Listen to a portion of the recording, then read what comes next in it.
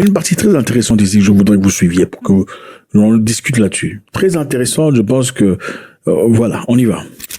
Votre emprise sur l'Afrique est en train de s'ouvrir. Et oui, bien sûr, je parle d'Ibrahim Traoré, au Burkina Faso, et de tous les dirigeants des pays de l'Alliance du Sahel, évidemment, mais surtout d'Ibrahim Traoré. Vous savez, c'est souvent seulement avec le recul que nous reconnaissons l'ampleur d'une figure, qui change le cours de l'histoire, qui modifie le cours des événements dans le monde. En d'autres termes, on se souviendra d'Ibrahim Traoré. Ouais. Mais si quelqu'un fait attention, vous pouvez tous voir qu'Ibrahim Traoré est clairement l'un des dirigeants les plus influents, non seulement en Afrique, non seulement dans le monde musulman, mais dans tout le Sud global, et en fait dans le monde entier. Vous savez, j'ai dit sur X l'autre jour qu'Ibrahim Traoré est le leader musulman le plus important au monde aujourd'hui, plus qu'Erdogan, plus que MBS, plus que quiconque, en raison de ce qu'il représente. Vous savez, bien sûr, j'avais beaucoup de faux panafricanistes dans ma section de commentaires, section de commentaires, qui se fâchaient parce que je faisais référence à Ibrahim Traoré en tant que leader musulman, car ils veulent seulement l'identifier exclusivement comme un leader noir ou exclusivement comme un leader africain. Ils ne veulent pas reconnaître le fait qu'il est musulman, parce que dans leur panafricanisme produit par la CIA, ils sont prêts à exclure 500 millions d'Africains d'Afrique. Ils sont tellement endoctrinés dans leur esprit par la CIA et par les services de renseignement qu'ils pensent qu'être africain et être musulman est une contradiction. Ils sont tombés dans les vieilles tactiques de diviser pour mieux régner des colonisateurs. Donc certaines personnes pensent que être africain et être musulman est une contradiction. Qu'est-ce que vous en pensez? Mais je pose une question ici. Les gens se sont opposés à lui parce qu'il a fait mention que M. Traoré était musulman. Est-ce que être africain et être musulman est une contradiction? Est-ce que vous pensez que M. Traoré et ce qu'il est aujourd'hui représente cette figure forte de l'Afrique, quelque part parce qu'il est musulman aussi, ou pas?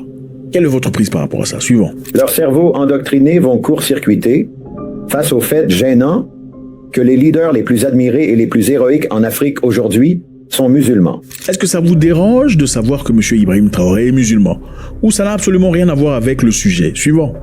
Au Burkina Faso, au Niger, au Sénégal, même Naledi Pandor, en Afrique du Sud, est musulmane. Naledi Pandor est musulmane.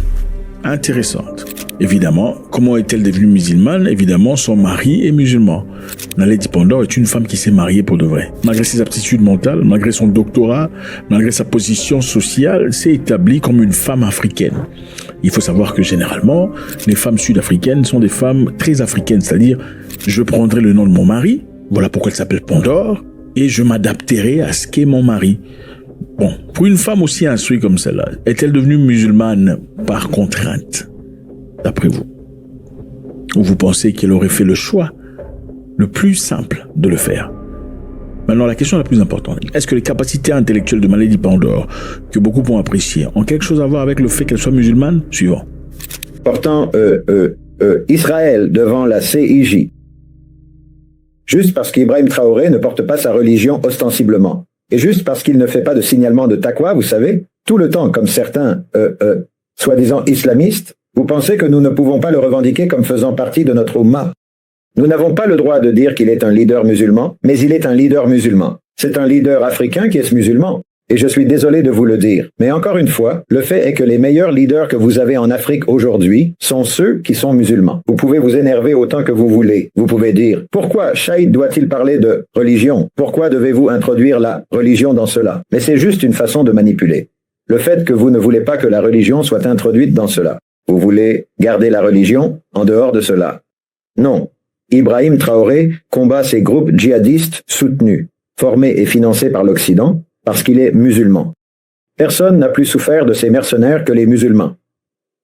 Souffert davantage de leur violence et souffert davantage de l'image déformée de l'islam propagée par leur violence. Qu'est-ce que vous en pensez? Maintenant, quand Ibrahim Traoré se lève contre ces psychopathes soutenus par les Français et les Ukrainiens, il défend les véritables valeurs islamiques, que cela vous plaise ou non. Du point de vue de la nation du milieu, de mon point de vue, à travers le prisme par lequel nous analysons la lutte pour la justice la souveraineté et la dignité, l'émergence d'Ibrahim Traoré est tout simplement historique. Je veux dire, alhamdulillah, nous avons aujourd'hui de nombreux grands leaders musulmans dans le monde, malgré ce que tout le monde dit. Nous avons de grands leaders, beaucoup, mais à mon avis, Ibrahim Traoré est le plus important.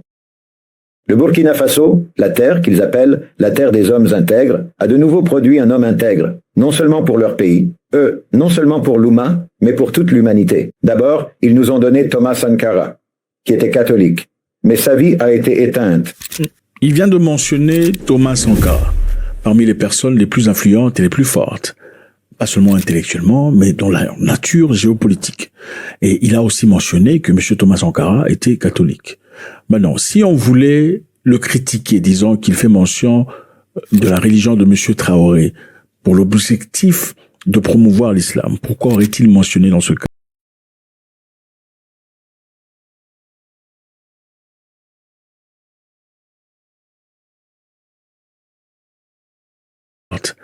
pas seulement intellectuellement, mais dans la nature géopolitique. Et il a aussi mentionné que M. Thomas Sankara était catholique. Maintenant, si on voulait le critiquer, disons qu'il fait mention de la religion de M. Traoré pour l'objectif de promouvoir l'islam, pourquoi aurait-il mentionné dans ce cas M. Thomas Sankara en tant que chrétien? On essaie de réfléchir de manière logique et critique ici, ok? Réflexion critique, pas d'émotion. Si vous avez les émotions, vous pouvez aller ailleurs jouer à tout ça là, pas ici. Monsieur a mentionné l'importance de la religion. Pas essentiellement l'importance, il a mentionné cette religion avec emphase. Ce qui concerne M. Traoré, disant que ça a joué un rôle important, pour lui en tout cas, dans le fait que M. Traoré soit quelqu'un d'aussi influent et de positif. Mais il a aussi mentionné Thomas Isidore Noël Sankara, précisant qu'il était chrétien et mentionnant ce dernier parmi les leaders d'influence. S'il était totalement biaisé, penseriez-vous qu'il mentionnerait M. Isidore Sankara parmi ceux qui sont en effet chrétiens? Continuons. Avant qu'il ne puisse jamais atteindre pleinement. Avant qu'il ne puisse réaliser sa vision. Mais aujourd'hui, en Ibrahim Traoré, nous voyons cette vision ravivée et raffinée et alignée avec la conscience de l'islam. Nous n'avons aucune hésitation à reconnaître Thomas Sankara. Nous sommes fiers de quiconque, quelle que soit sa foi, qui défend la justice.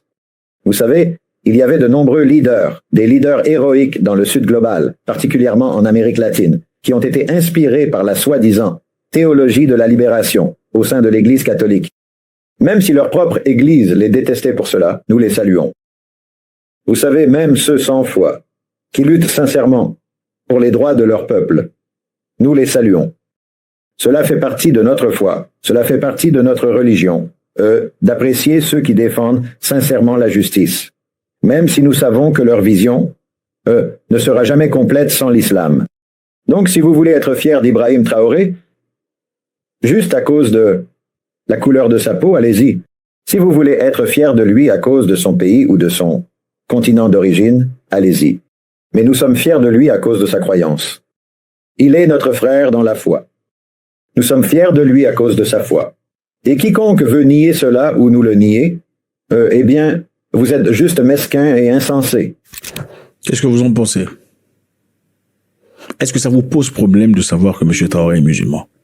Ou c'est une histoire, c'est un fait que vous ne voulez pas que ça soit mentionné du tout? Et si ça vous dérange, la question qu'il faut se poser peut-être, c'est pourquoi ça vous dérange? Est-ce que ça vous dérange que l'on mentionne que Thomas Isidore Sankara est chrétien? Si ça ne vous dérange pas, alors pourquoi ça ne vous dérange pas? Alors je reviens sur cette question. Y a-t-il une contradiction entre Africains et musulmans dans l'état de M. Ibrahim Traoré? Et idéologiquement enchaîné, Ibrahim Traoré a mené un coup d'État contre un gouvernement qui était soumis à ses maîtres étrangers. Vous savez, il y a eu de nombreux coups d'État à travers le continent, mais généralement, ceux-ci remplaçaient simplement un agent néocolonial par un autre, généralement. Mais Ibrahim Traoré est différent. Il ne fait pas que changer le gouvernement. Il déracine tout le système de domination néocoloniale et il réussit. Il a compris ce que beaucoup de gens n'ont pas saisi, à savoir que l'indépendance n'a aucun sens. Si vous ne coupez pas le contrôle des propriétaires et des contrôleurs du capital financier mondialisé, il a compris que la sécurité est un mythe, tant qu'elle dépend du patronage militaire de vos anciens colonisateurs, et il a compris que la souveraineté est impossible. Sous l'ombre de la tutelle occidentale. Il n'est pas simplement un chef d'État. Ibrahim Traoré est l'archétype révolutionnaire du XXIe siècle. Il a été forgé dans la réalité de l'insurrection soutenue par l'Occident, et de la guerre économique, et de la propagande occidentale. Parce que vous savez, aujourd'hui, la lutte pour la liberté n'est plus seulement menée par des armées, mais par des récits, par des politiques de ressources, par des alliances et par la souveraineté collective. Traoré a fait le choix de se tourner vers la Russie et la Turquie, et vers d'autres, nouveaux centres de pouvoir dans le monde multipolaire, ce qui est stratégique, non pas parce qu'ils sont des alliés parfaits, mais parce qu'il reconnaît la nécessité de briser l'emprise occidentale sur le Burkina Faso. C'est du pragmatisme au service du principe. Encore une fois, faites-moi savoir ce que vous en pensez. Je pense que c'est très intéressant comme discussion. On veut savoir, on ne veut pas des commentaires émotionnels ou émotifs. On n'en veut pas. Ok, ce n'est pas une question de votre sentiment à l'égard de ce que monsieur a dit ou d'une attaque personnelle. Faites-nous savoir ce que vous en pensez et répondons à sa question. God bless.